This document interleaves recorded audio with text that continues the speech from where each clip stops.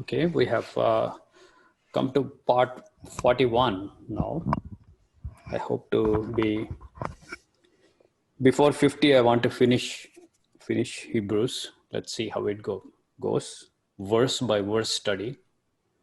Today we are going to discuss another judge from the Hall of Faith from Hebrews chapter 11, Jephthah. We also recap lessons of faith and which we have learned from earlier persons and foundational verses. And we are still exploring one verse from chapter 11, that is 32, that is Jephthah. Chapter 11, verse 32 actually lists out different people. So we are going and working our way through those personalities who demonstrated faith in a very, very unique way. And we learned as we are going along with the chapter 11, we saw faith grow in phases. Phase 1, then phase 2, then phase 3. In phase 1, we saw that they all obtained good report from God because of their faith. God came and commended them because of the faith that they demonstrated. And obedience is an integral part of faith that is most essential. We saw in different people that they obeyed God and they believed God first, and they believed the promise that God made, and then they also acted upon the belief to work towards that promise, to realize that promise. And same thing we see today. Jephthah makes a vow and then goes in faith for battle and works his way to defeat enemies of Israel. Without faith, it is impossible to please God. That's scripture. That's what Hebrews writer attests to the fact that without faith, it is impossible to please God. And various personalities, they looked for a heavenly city whose builder and maker is God. This we learned with Abraham. Abraham, even though he was given a promise of the land flowing with milk and honey in Middle East, but actually he was looking for a heavenly city, the New Jerusalem, whose builder and maker is God. That's a pretty interesting statement. And they forsook pride and pleasures of their earthly country and chose the reproach of Christ. That's mysterious statement. We learned this with respect to Moses, who forsook Egypt, even though he was one of the top 10 people in Egypt at that time. He forsook the pride and pleasures of his earthly country, and he sided with people of God, the poor Israelites under slavery, and he chose to suffer shame and persecution and lowliness of life. And Hebrews writer adds that he chose reproach of Christ. Brethren, when we are in truly in Jesus Christ and in his teachings, and our feet fully secured in true gospel, there is persecution guaranteed. That's what Jesus said. If they persecuted me, they will also persecute you. So there is a reproach from men and women around us. And that reproach is better to be chosen than side with enemies of God, with pride and pleasures of the earthly country. God was not ashamed to call himself their God. This is a bold statement. Even though we call God as our God, but the real difference comes when God calls us as his God. I mean, God declares himself as our God. That makes all the difference. So here, when they practiced all these things, God came along and said, Surely I am these people's God, because they are demonstrating that their faith, and they are also pleasing me with their faith. And they all died in faith without obtaining promises. Actually, the promise of eternal life they did not obtain, but they died in faith. They're awaiting the resurrection. And we come to second phase. People accomplished great things in this life also, and they subdued kingdoms. That's what Jephthah also. He defeated Ammonites, wrought righteousness, and obtained promises, and stopped the mouths of lions. That is Daniel, perhaps many others. Quenched the violence of fire, Daniel's three friends. Escaped the edge of the sword. There are several examples. David, perhaps. Out of weakness were made strong. And we see this in several personalities. They were weak in the beginning. For example, Barak was weak. He was in two minds to go to war or not. And then he was strengthened. Towards the end of his life, he came out strong. He was made strong out of his weak faith. Waxed valiant in fight.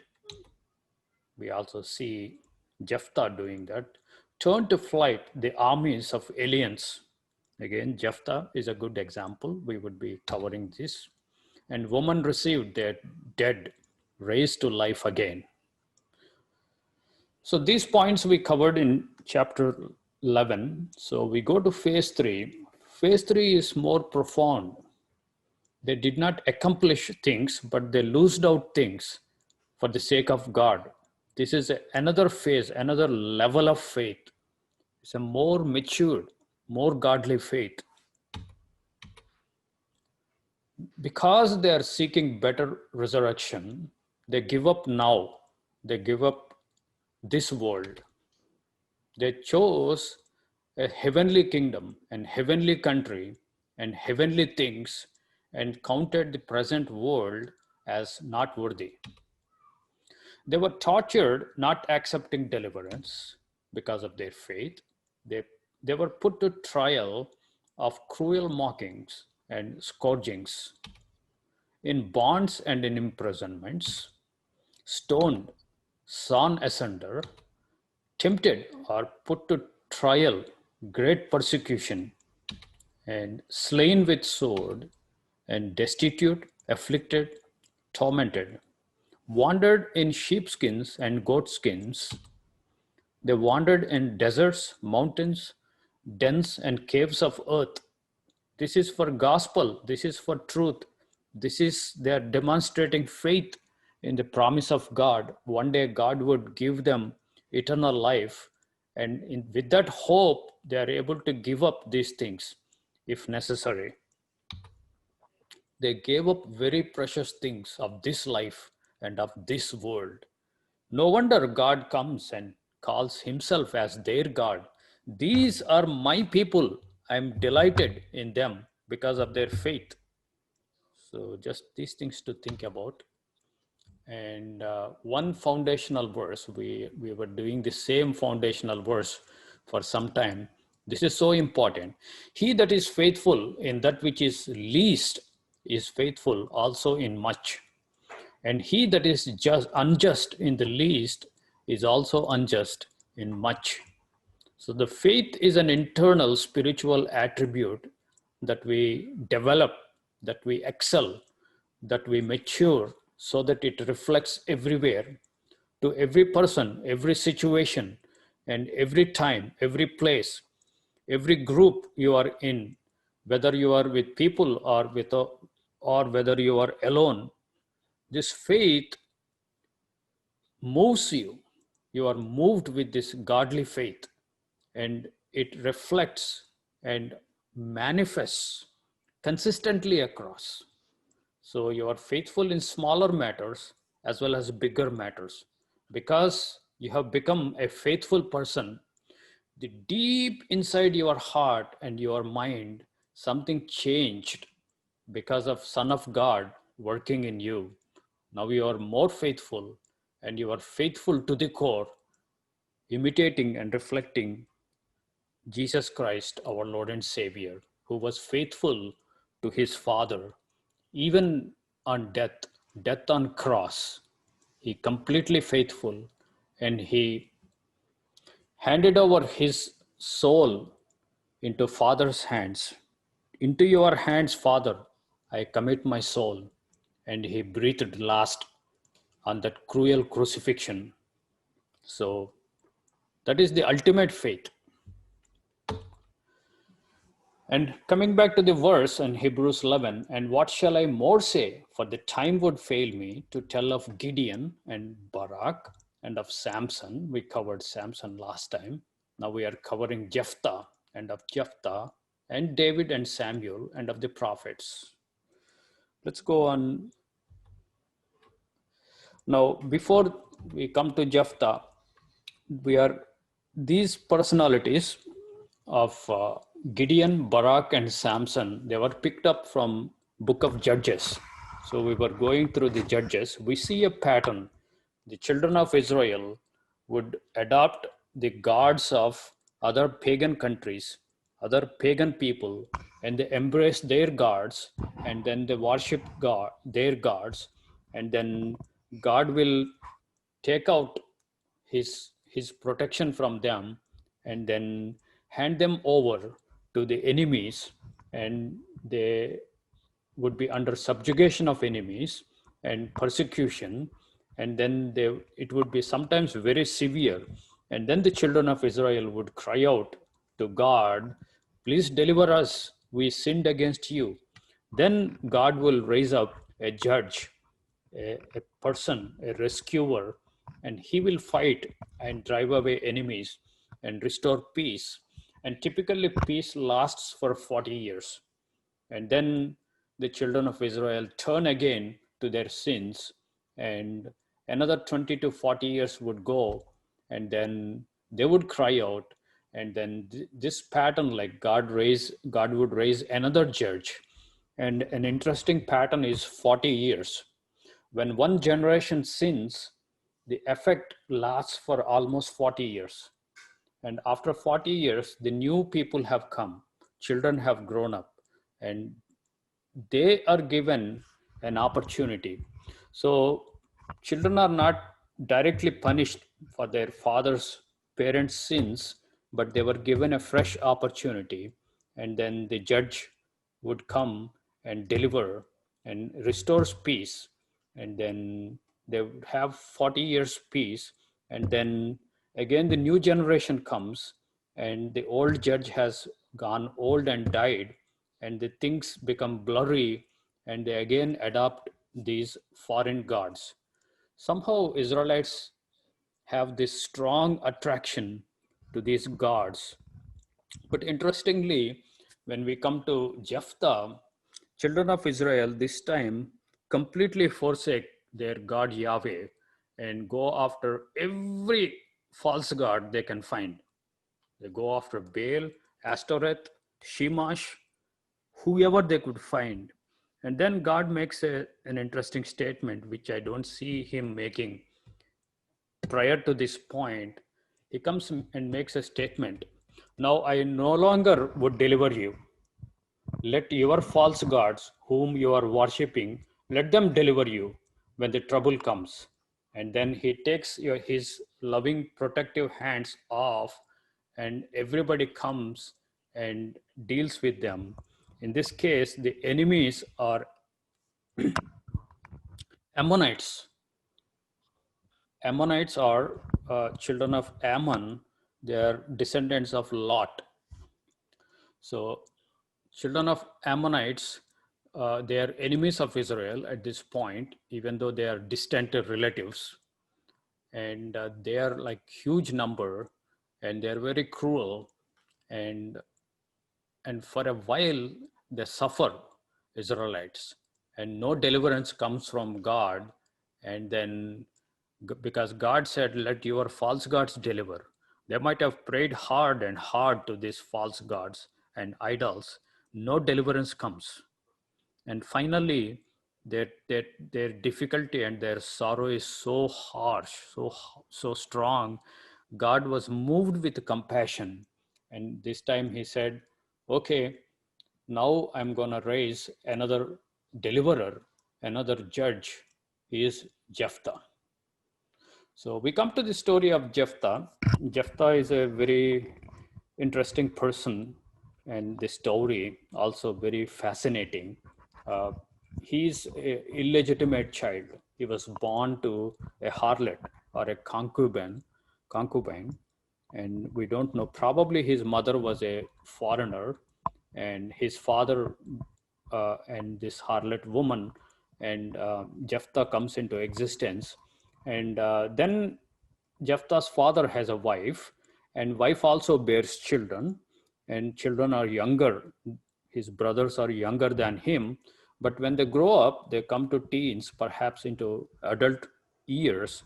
Then they tell Jephthah, you cannot inherit our father's property and inheritance. You are son of a strange woman. You get out of here. Otherwise, I'm paraphrasing, we will kill you. Then at that point, Jephthah flees to another country, and he takes refuge in some place, and he finds friends, lots of other friends who are very similar state, like they are like expelled from their own countries, or they are bankrupt, they have nothing to pay, so they come out and move as vagabonds. So all the people whom we consider as vagabonds or jerks, or like you can say, you can call homeless, you can call whatever things, like they are not good people in the society, those guys flock around Jephthah. So Jephthah is now in the company of all the lowly people, all the vagabonds. King James says like vain persons. So in that company he grows, and after a while he finds a wife, and then he begets a daughter, and then this town where his father comes from, it is Gilead. Now, Gileadites couldn't resist Ammonites. Ammonites were too strong for them. And by the counsel of God, somehow they figure out that it is Jephthah who can deliver. So they go and put a petition to Jephthah and ask him to come and deliver and fight on our behalf. And Jephthah tells them, "You have put me out and and and, uh, and rejected me. How come you come and ask me again to come and defend you?" No, no, no, it was a mistake. You come. And then Jephthah puts a condition: I should be made ruler over this town. Then I will come and defend. So they would agree that. They almost make a vow that God be witness, we will make you head over us. So he become head over the Gideonites, not Gideonites, Gileadites. Gilead is the place. Now he fights, and then fights and overcomes uh, the Ammonites. Before going for war, he makes a peace deal with king of Ammonites. Now, what is your reason? Why are you invading us? Can we resolve the dispute peacefully? And then, oh yeah, this is the reason I am coming and invading your country. You guys took away my land several hundreds of years ago. So you peacefully give that land back to us, then we would not fight you. Then he lists out the land, and Jephthah, being super familiar with the history of Israel, he says, these lands which you are mentioning were never part of Ammonites. They are part of other countries, and even other those two countries we defeated because they did not let us pass through. Then God delivered them to us, and we decimated them, and we took those lands. So to begin with, these lands which you are claiming as yours never really belonged to you in the first place. Then, as most powerful people, they don't they don't go by logic, they don't go by reason. They go by the arrogance of their power, and their pride blinds them to the reason. So Ammonites anyway dismiss the peace initiatives of Jephthah, and they come and fight. And Jephthah then raises up people, and then he makes an interesting vow uh, to God. Some people say he doesn't need to make a vow, but he made that if you deliver these enemies of Israel into my hands, if I defeat them, then I will give a whole burnt offering, whole sacrifice of whatever thing comes out of my tent when I go back home. That means after the victory, I go back home. When I go back home from my tent, whichever thing comes out, I will give you as an offering, whole burnt offering, and that will be yours. And then he goes and makes the war and defeats the enemy. And then he comes back to the tent, and then very surprising thing happens. And now he is battles with whether to uphold his promise to God and his swearing, or should he change. So that is the story. Let's pick up from scriptures instead of a thing. He is a lowly birth, and ostracization happens. Jephthah the Gileadite was a mighty man. He was mighty from the beginning. He was strong, something special. He was son of a harlot and who bore Jephthah to Gilead. Now the word Gilead is both the name of a person as well as the name of the town. So Gilead is the town, and in that town there is a person named Gilead, and that person happens to be father of Jephthah. And the wife of Gilead bore him sons, and the sons of his wife grew up, and they cast out Jephthah and said to him, "Thou shalt not inherit the house of our father, for thou art son of a concubine." And Jephthah fled from the face of the brethren. Why he has to flee? Probably they're going to kill him. And dwelt in the land of Tob, and vain men gathered to Jephthah and went out with him. So he has some men, he has some gang or troop, and he was living in Tob, far away from his father's land. So this is the beginning of Jephthah, and he is nobody, and he is in company with nobodies. And now this situation changes. Now they have unconquerable enemy, Ammonites, and by the direction of God, I don't know how God communicated to them. They know that only Jephthah can deliver them. And it came to pass, when children of Ammon prepared to fight with Israel, that the elders of Gilead went to fetch Jephthah from the land of Tob. And so elders of Gilead went to fetch Jephthah. Why? I'm guessing God has told them, somehow communicated to them. Otherwise, there is no reason for them to go to this nobody. And they said to Jephthah, "Come and be our head, and we will fight with the sons of Ammon." And Jephthah said to the elders of Gilead, "Did you not hate me and cast me out of my father's house and banish me from you?" So they also banished him from the town. He cannot come back. "And wherefore are you come now when ye want me?" So when you want me, you come, and when you don't want me, you would banish me. That's question. And the elders of Gilead said to Jephthah, "Therefore have we now turned to thee, that thou should go with us." So you have to go with us and fight against the sons of Ammon, and be our head over all the inhabitants of Gilead. So here they are offering a deal. You be head over all the Gileadites.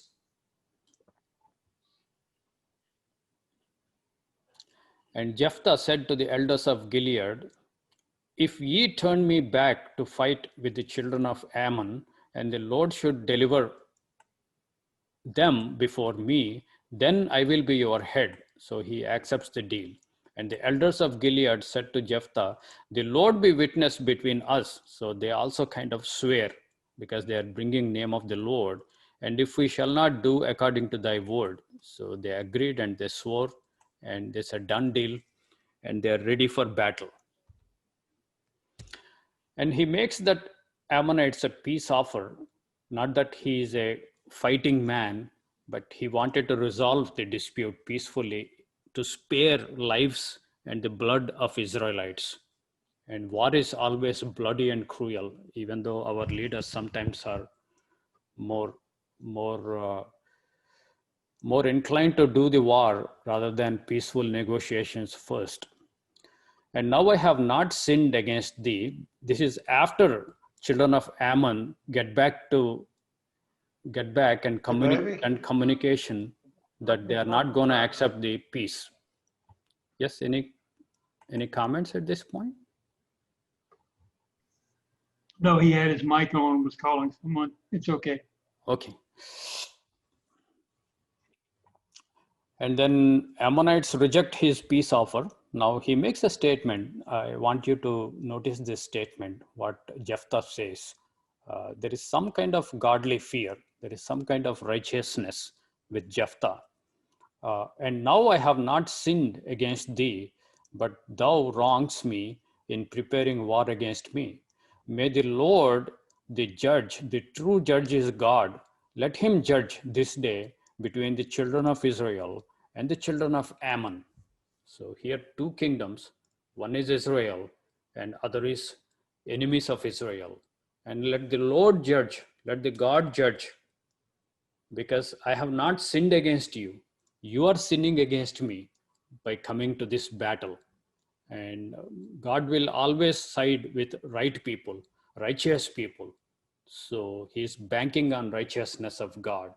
In addition to banking that, then, but the king of the children of Ammon hearkened not to the words of Jephthah, which he sent to him. And the Spirit of the Lord came upon Jephthah, and he passed over Gilead and Manasseh. So now, once Ammonites reject the offer, peace offer, and they gather their troops, and Jephthah also gathers men of Gilead and neighboring towns, and he gathers ready. Spirit of the Lord comes upon Jephthah. This is an important statement. That is, God is siding with Israel at this time, and Israel's enemies are God's enemies. And we saw the Spirit of the Lord coming upon Samson. Samson suddenly become like a Superman. None can stop him. So the Spirit of the Lord does something. It is backing up Jephthah. And he passed over Gilead. So he came out of Gilead town and Manasseh and passed by the watchtower of Gilead to the other side of the children of Ammon. So he has come to face with Ammonites. And at this point, Jephthah makes a vow, and finally he defeats Ammonites. Let us see the vow that he makes to the Lord. And Jephthah vowed a vow to the Lord and said, if you will indeed deliver the children of Ammon into my hand, then it shall come to pass that whosoever shall first come out of the door of my house to meet me when I return in peace from the children of Ammon, he shall be the Lord's. I will offer him up for a whole burnt offering. So at this point, he doesn't know who will come out of the tent. This is like very unknowns, but he committed himself with the unknowns. And Jephthah advanced to meet the sons of Ammon to fight against them, and the Lord delivered them into his hand. And he smote them from Aroer till one comes to Arnon, and in number 20 cities, and as far as Abel Charmin, however we pronounce, with a very great destruction. So he did very great destruction to Ammonites, and the children of Ammon were straightened before the children of Israel. So they are no more wagging their tail or lifting up their heads. They are utterly defeated for now, for many years to come. So he has a victory, and he believed it is Lord, it is God who can deliver. It is not the military power. The military is good only to the extent God will help you and grant you victory. Otherwise, the military would not actually bring victories. Even in Second World War, Germans have superior weaponry than the United States and Britain. But somehow things changed. We see this all the time, entire history. Even though man believes the military would bring the victories. Daughter of Jephthah and challenge of upholding the vow. So this is a fascinating appendix, side story to story of Jephthah. Now, and Jephthah came to Mizpah to his house after the victory, and behold, his daughter came forth to meet him with timbrels and dances, and she was his only child, and he had not another son or daughter.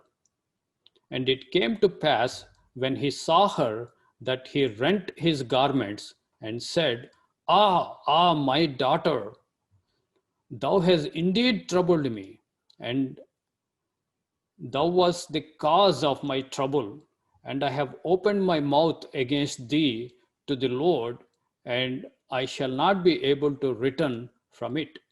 Now he laments that for making a vow to the Lord without knowing who will come out. Now it so happens that his only child, only daughter, no sons, no other daughters, she comes out dancing with all her friends to celebrate the victory of her father. And she dearly loved her father, and she wants to celebrate, not knowing that her father has made a vow to God that he will offer that person as whole burnt offering. And what a tragic thing. He laments, he tears down his clothes.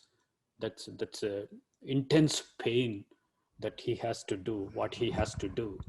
And this is a fascinating story.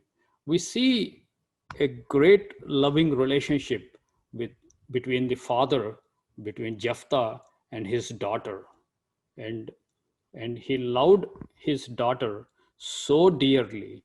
And what is very surprising is daughter also loved her father so dearly. What a blessing to have such a daughter. And look at her reply. And she said to him, Father, hast thou opened thy mouth to the Lord?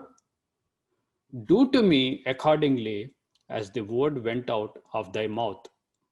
I am ready to face whatever you promised to God.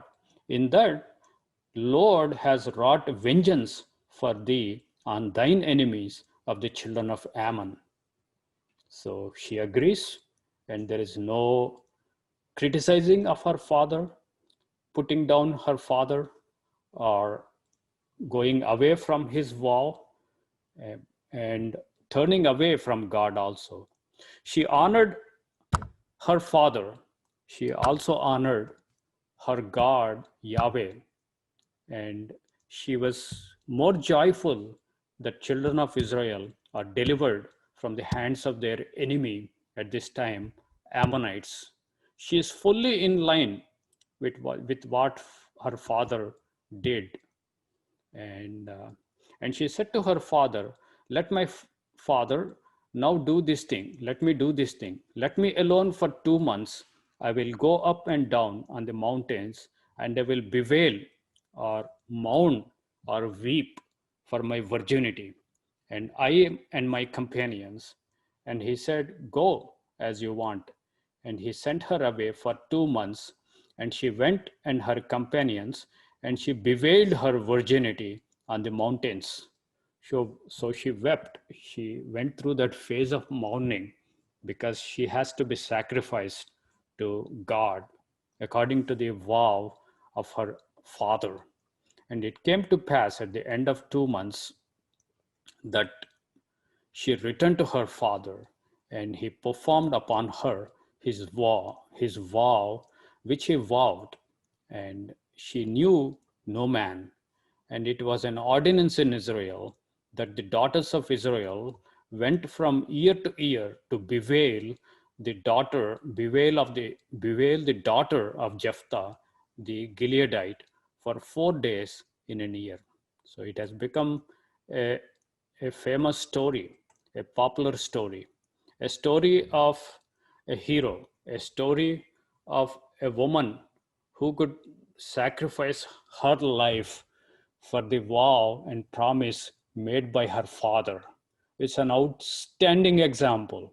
It's an outstanding example not only for children of Israel, where daughters of Israel celebrated this.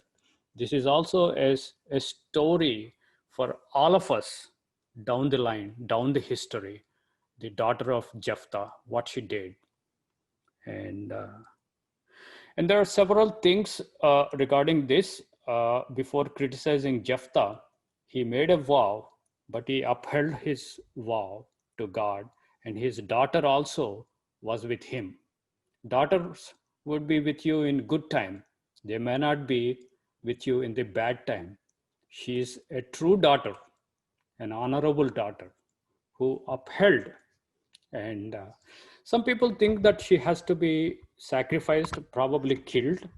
It is less probable, very unlikely, because God never allowed human sacrifice to be given. So she was not probably killed. I am more leaning towards that, maybe, than she was physically killed. But whatever can be killed, if an animal came out, if it happens to be a clean animal, that has to be killed and burnt, whole burnt offering, according to his vow.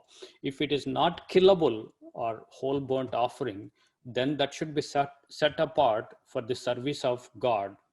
So most likely, most probable, not only me, but many Bible students and teachers believe this, that she has to remain as virgin for rest of her life and serve God in the temple or tabernacle.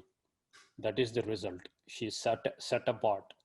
That's why she went to mountains. She asked for 2 months, let me mourn my virginity, because I would stay as virgin rest of my life.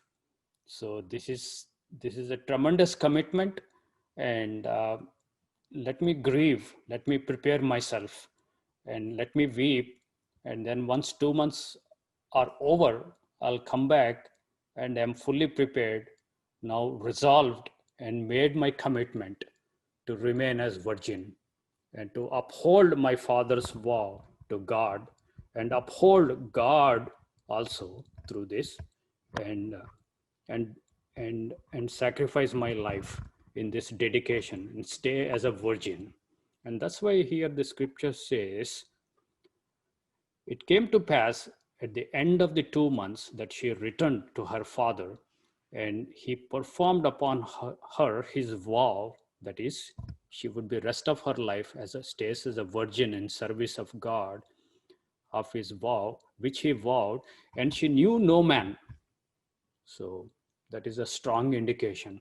She knew no man, but nevertheless, in that culture, in that society, to stay as a virgin, it's very difficult. It's a tremendous sacrifice. It's not like now in our country, in our culture, in our age, several women stay single, like it's not a big thing. But in that culture, remember, it's a big sacrifice for her, and and she did it. She stood it, and she is a shining example. And Jephthah is really blessed to have such a daughter. And perhaps God wanted to bring this out from his daughter, the beauty of her faith in God. The faith we see not only in Jephthah, but also in his daughter. Even though he was of illegitimate birth, out of wedlock birth, you don't expect much from them. They were always scorned and put down in our culture and society. But out of him came this beautiful flower like person, his daughter, who demonstrated faith in Yahweh, demonstrated her allegiance to her father. What a great story. The story actually tells us that God can work and bring beauty and wrought out beautiful works in a person. And God does not look at a person based on your birth, based on your circumstances. Man looks down on people, but God looks at heart of the people. And then let's move on. We will visit back at the challenges. There is another interesting thing happens after this. Once everything is done, all good, you would think they would have 40 years of peace. But now the Ephraim comes into picture. They are like more wicked now at this point. They're very upset because Jephthah has not called them when he was going out to war with Ammonites. And now they are ready to kill Jephthah for not calling them. Let's pick up the story. And the men of Ephraim assembled themselves and passed on the north and said unto Jephthah, wherefore did you go over to fight with the children of Ammon and did not call us to go with thee? We will burn your house over thee with fire. What is this attitude? They want to burn and kill Jephthah and his family. And Jephthah said to them,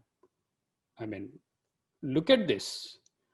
We have great shining example of Jephthah and his daughter. Now, instead of learning from that, they want to burn her down and him down, his house down. What do you think God would do? God would always defend his people. And on which side do you think God would be? Let's see. And Jephthah said unto them, he replies, I and my people and the children of Ammon were very much engaged in war.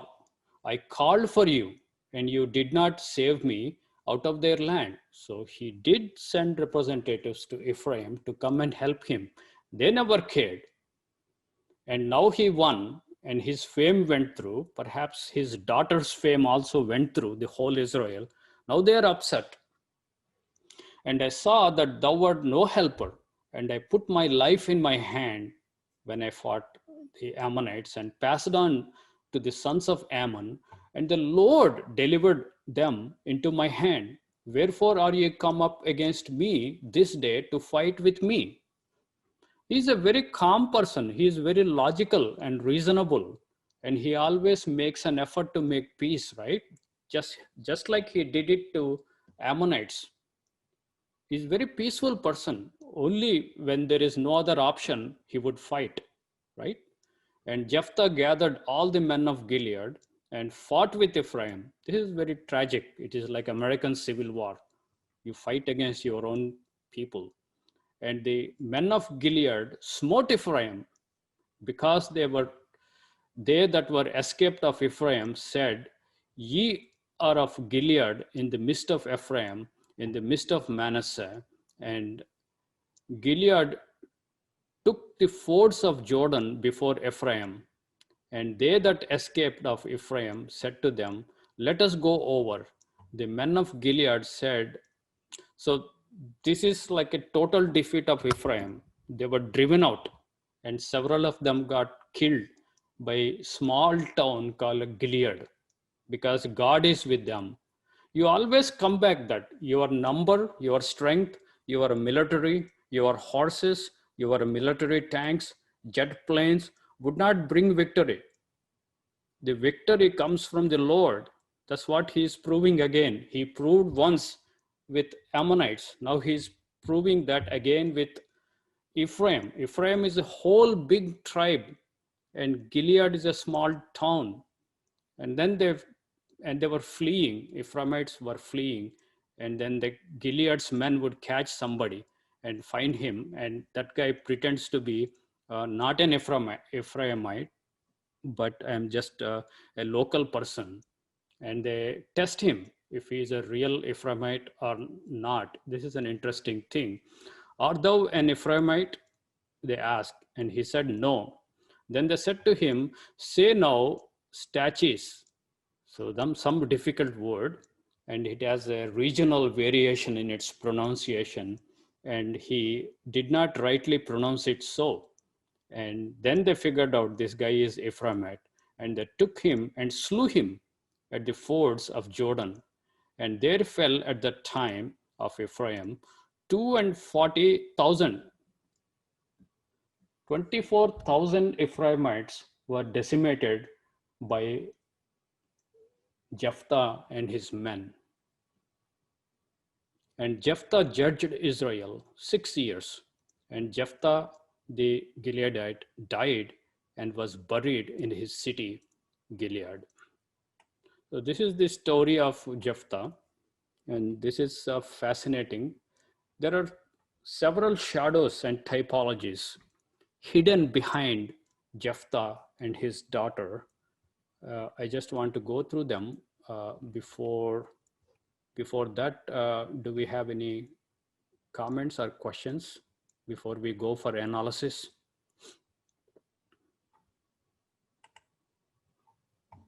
I wanted to call out something you said that I think is wrong. I don't think you meant to say it, but maybe in some translations it's written that way. When you talked about Christ giving up his, you said soul, when he died on the cross? At the very beginning, but it's spirit. Into your hands I commit my spirit or soul.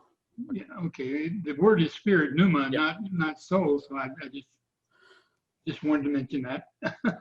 Yeah, it's used interchangeably. Spirit and soul. Soul is suke. Spirit is pneuma. I found it kind of interesting that he, right the very first in 11:1, it says that he was a mighty man of valor. So apparently he was a kind of a warrior type of man to begin with. And then when they cast him out of Gilead and he went to live in Tob or whatever that was, the International Standard Version says that his friends that gathered around him went out on raiding parties with him. So he apparently kept his warrior status going the whole time, which is maybe why they thought he could do some good. I don't know, just a thought. Yeah, good observation. Having me read it ahead of time. See, that's your fault. That's all. I mentioned that actually in the beginning he was warrior, so yeah, he has that, but because of his low birth, he was cast out. Yes. Any other comments before we go? Okay, let's go and finish up the analysis, then we would come back. Shadows and types of Jephthah. And Jephthah was of low birth, and he was rejected, and he was discriminated and put down. He's in some senses, he mimics Jesus. And because many people thought Jesus was an illegitimate child born out of wedlock, and he was put down.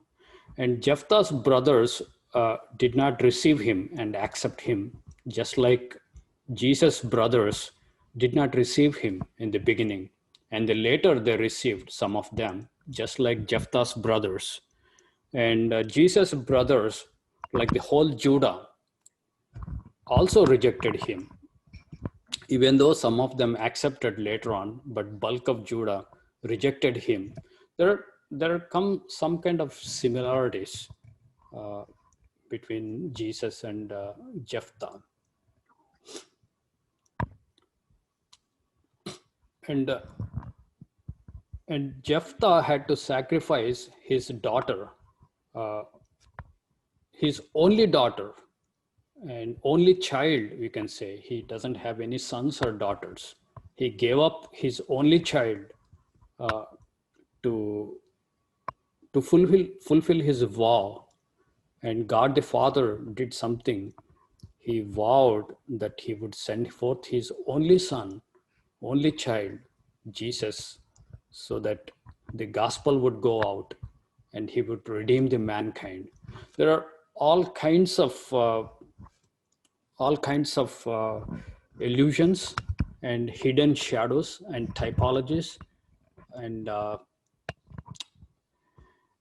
some people criticize Jephthah for making a rash vow to God. And in the beginning, on the surface, it appears so, but I have some scriptures to back up Jephthah and his vow to God. And he made a great sacrifice, and he and his daughter, for the sake of vow. And God considers that making a vow and keeping it is righteousness. Perhaps God wanted to bring out that righteousness from Jephthah. And then they became like eunuchs, right? His family is not going to continue. His only daughter is now to stay as virgin. He will not have any other children. His family line is cut off. And in a way, his daughter became a eunuch, and he also became a eunuch just to keep up the vow. And I find all kinds of fascinating statements about eunuchs. And let's pick up in Isaiah 56, verses 3 to 5. This is what God says to eunuchs. Neither let the son of a stranger that has joined himself to the Lord speak, saying, the Lord has utterly separated me from his people. Neither let the eunuch say, behold, I am a dry tree. For thus said the Lord unto the eunuchs that keep my Sabbaths, and chose things that please me, and take hold of my covenant. This is kind of agreement, covenant. Even unto them I will give mine house, and within my walls a place and a name better than sons and daughters. I will give them an everlasting name that shall not be cut off. What a statement! Like, even though they gave up the sons and daughters to uphold their pledge or covenant or their vow, God says he will give them a place and name better than sons and daughters. And I will give them an everlasting name that shall not be cut off. And when we come to New Testament, Jesus Christ makes a statement in continuation of this thought. It's so fascinating what Jesus says. Matthew 19, verse 12. For there are some eunuchs which were so born from their mother's womb, and there are some eunuchs which were made eunuchs of men, by men. They were forced to be eunuchs. And there be eunuchs which have made themselves eunuchs for the kingdom of heaven's sake. He that is able to receive it, let him receive it. Now, there are some eunuchs born that way, that's fine. And there are some eunuchs, they were forced to be eunuchs. They were made eunuchs by force. Like many people believe that Daniel and his 3 friends are made eunuchs by Babylonians. So they must have gone through this sorrow. But yet, third category, it is like third phase of faith. People have made themselves eunuchs for the sake of kingdom of God or kingdom of heaven. And tying this back to this eunuch who have made themselves eunuchs for the kingdom of God, for the covenant, and God promises them a place and a name better than sons and daughters. So they would be given, I believe, my heart sincere belief is that God would reward them, reward Jephthah and his daughter richly in his kingdom for the sacrifices they made, and left this legacy, this great legacy of faith. And regarding the vow Jephthah made, there is one interesting passage, Psalms 15, 1 to 16. 1 to 16, 1. Lord, who shall abide in thy tabernacle? Who shall be with you in New Jerusalem? Who shall dwell in thy holy hill? He that walks uprightly and works righteousness and speaks the truth in his heart, these are all necessary for you to be in New Jerusalem. He that backbites not with his tongue, nor does evil to his neighbor, nor take up a reproach against his neighbor, in whose eyes a vile person is contemned or condemned, but he honors them that fear the Lord. So these are all beautiful attributes according to God. He that swears to his own hurt and changes not. Do we not see this in Jephthah? He swore and changed not, even though it is hurting him badly. It hurt him and his beloved only daughter, only child, but he changed not the vow. He upheld the vow. This is placed in middle of all these beautiful attributes. He that puts not out his money to usury or take reward against innocent, that is bribes. He that does these things, that includes what Jephthah did, shall never be moved. What a statement from God. He who swears to his own hurt and changes it not. This is one of the attributes of a righteous person. This is a righteous act. And I would less inclined to criticize Jephthah for making that vow. I am more inclined to defend him and uphold him because I am convinced that what he did was a righteous act. I think that brings us to the end of presentation, and I will hand it over back to Raymond.